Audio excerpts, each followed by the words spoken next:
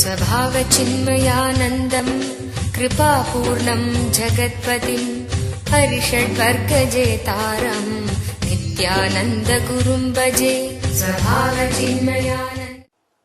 Consider your essence as light rays rising from center to center up to the vertebrae, and so rises livingness in you.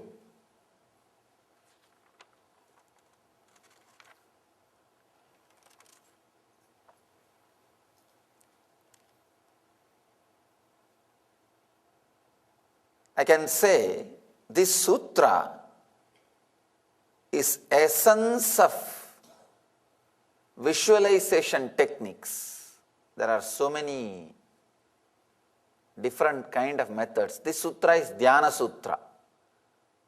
In the three category of Nitya, Dhyana, Ananda Sutras, this is Dhyana Sutra. Means you need to understand, internalize and specifically allot few moments of your day to experiment with it or experience it. Consider your essence as light rays rising from center to center up the vertebrae, so the rises livingness in you.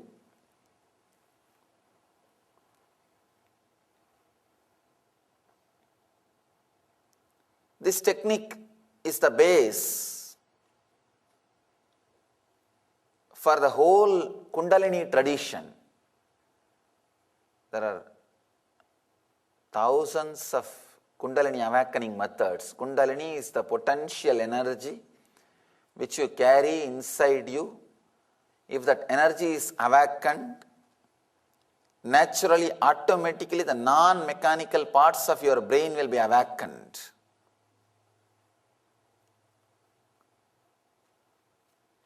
The awakening of the Kundalini is a very powerful process. Very powerful process.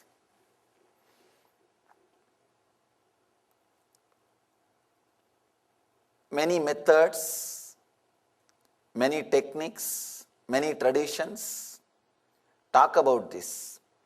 One important thing you should know, with a living master, this awakening the Kundalini is very easy and safe.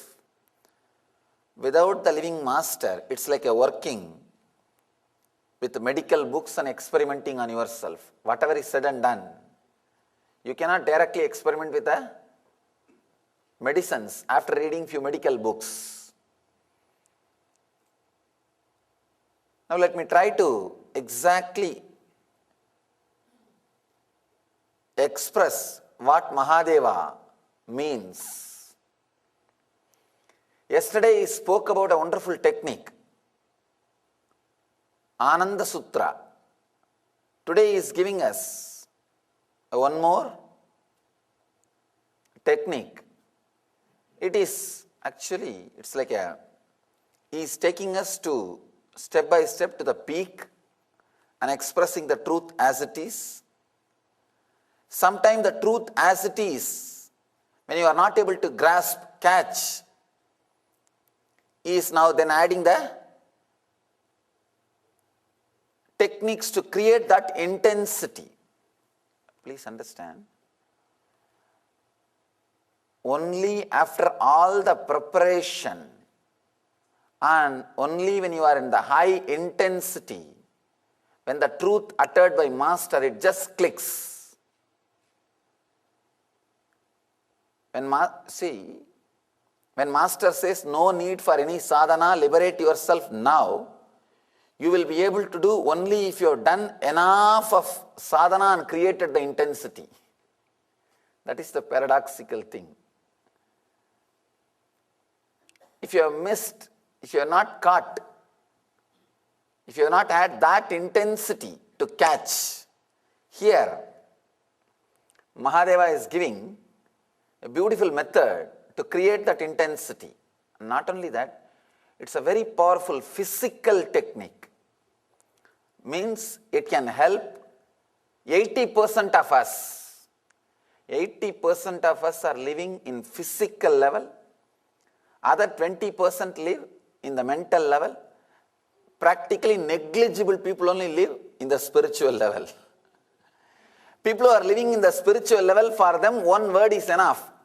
Tattvamasi, that art thou. He will become enlightened.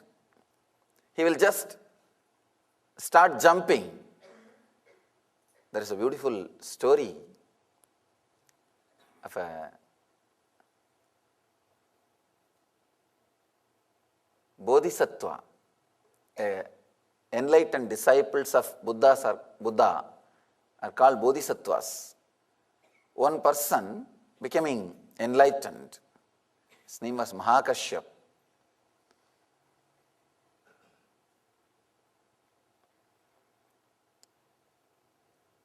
Just Buddha asked one line, one simple line, question. He came to the discourse one day with a cloth kerchief like this, with a knot. And he asked a question. Somebody stood up and tried to answer. Buddha just kept quiet. The other person tried to answer. Buddha just kept quiet. Mahakashyap did not answer. He was just sitting. Buddha looked into Mahakashyap's eyes. And Mahakashyapa started laughing. And Buddha declares he is enlightened. There is no transaction. There is no question answer. All it took is one look, deep look over. Story says Mahakashyapa became enlightened. When you are in that heightened intensity, it is possible for you to catch the truth. I've always seen in my own personal experience, training a disciple who is really intense is very easy, does not take much time.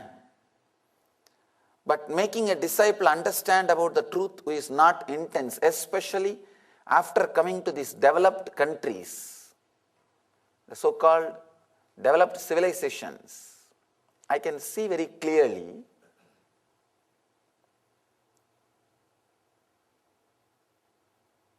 the disciples who are living in the Indian ashram, the brahmacharis, the amount of transformation which happens, for them, my every word is a quantum leap. They take a quantum leap. But here, it is only a developed continuity. The developed continuity is okay, but not spirituality. It is more like a personality development. Understand? It is not just about the devotees I am talking, even about the swamis. Actually, now whatever I am saying is more about swamis. The Indian swamis, Indian brahmacharis, once actually I blessed one of my brahmachari, let you have my walk. The walk are the words, the power of words which I am uttering. Let you have the same power of words. Let you have the same walk.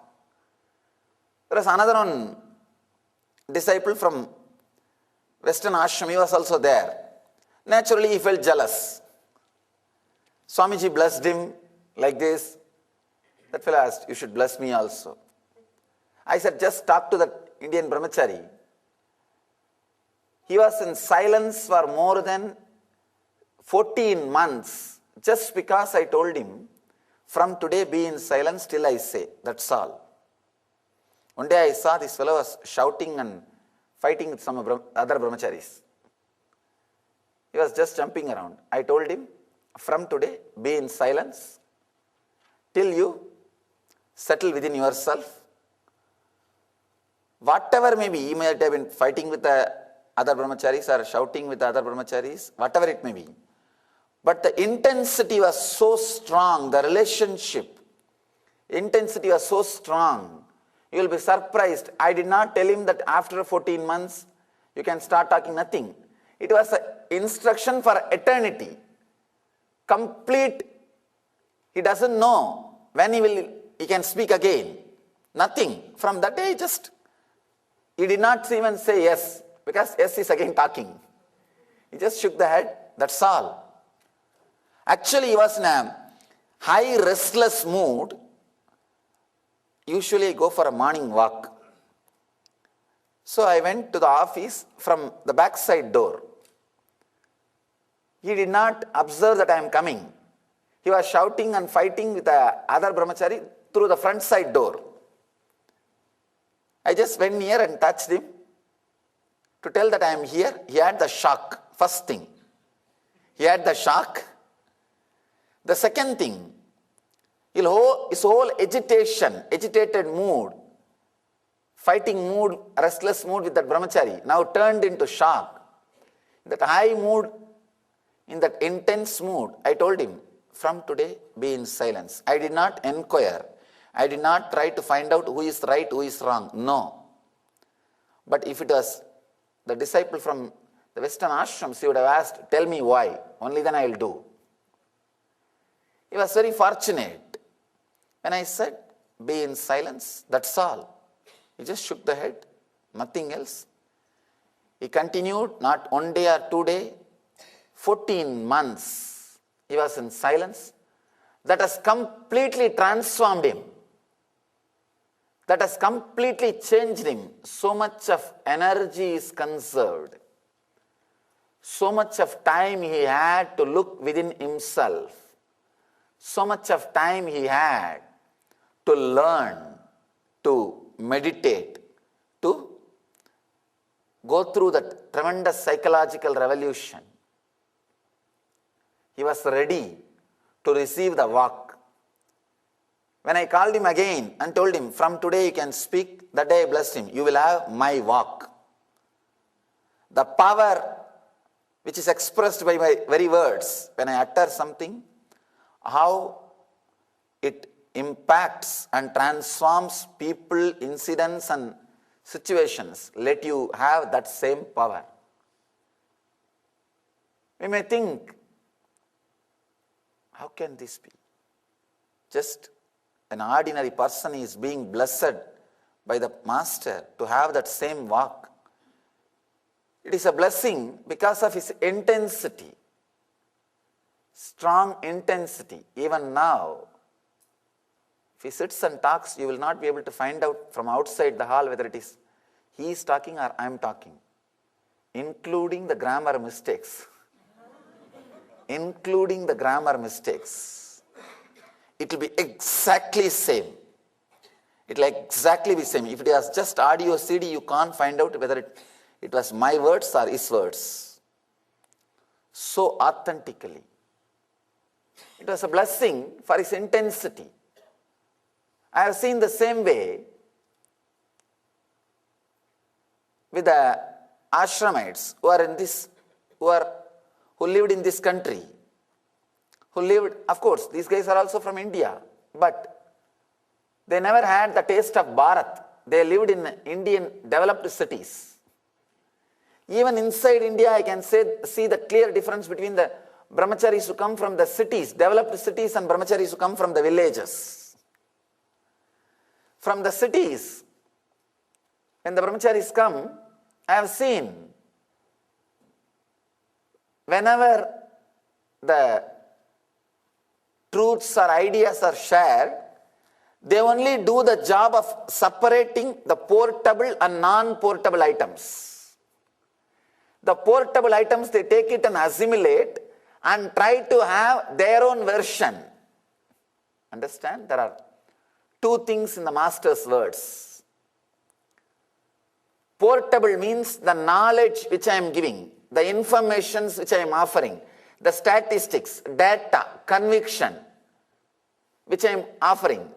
Non-portable means the spiritual strength behind that word, the spiritual quality of that word, spiritual instruction or the spiritual sanctity associated to that word. The disciples when they hear, if they hear the word with the spiritual sanctity associated to it, it will do the intense job of opening up. Means he has grasped portable and non-portable dimension of Master's words. But unfortunately, the intellectuals, they cannot understand the non-portable dimension. They miss the whole reality. If I tell them, do not talk, even the other day, to one of my disciples in this ashram, I gave the instruction, do not talk to such and such a person. That person only takes the portable part and thinks, why Swamiji might have instructed? Maybe.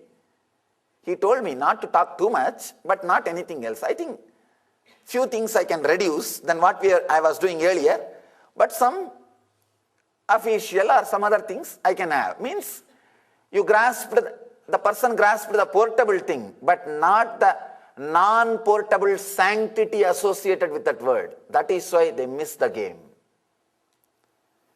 Whenever you listen to the Master's words, listen with the non-portable sanctity too. It will do so much of work.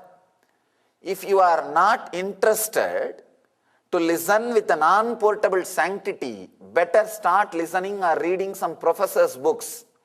They will have more portable, authentic knowledge. Whatever I am doing here is not the portable knowledge. I am not here to share the portable knowledge.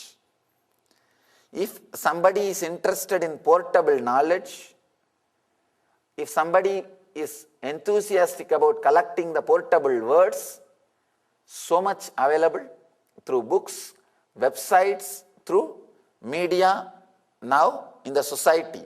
There are so many Western yoga trekkers can speak much better than me and can add so much of philosophical content to your brain to give you the self-development or self-expansion. It is possible by them.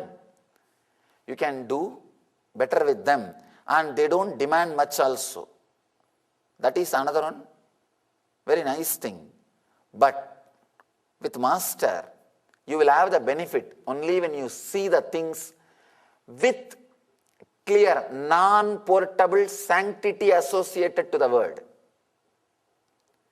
Whenever you try to do the portabling, doing that work of porting it and digesting, or trying to do some your own mixture and coming up with your own decision, you miss the truth. Miss the truth. Whenever I see the hypocrisy of a disciple just doing the portable words, playing with it, I just relax and tell them, all right, have fun. Have fun. Listening to the Master's words and doing the portable job is one of the worst thing can happen to disciples.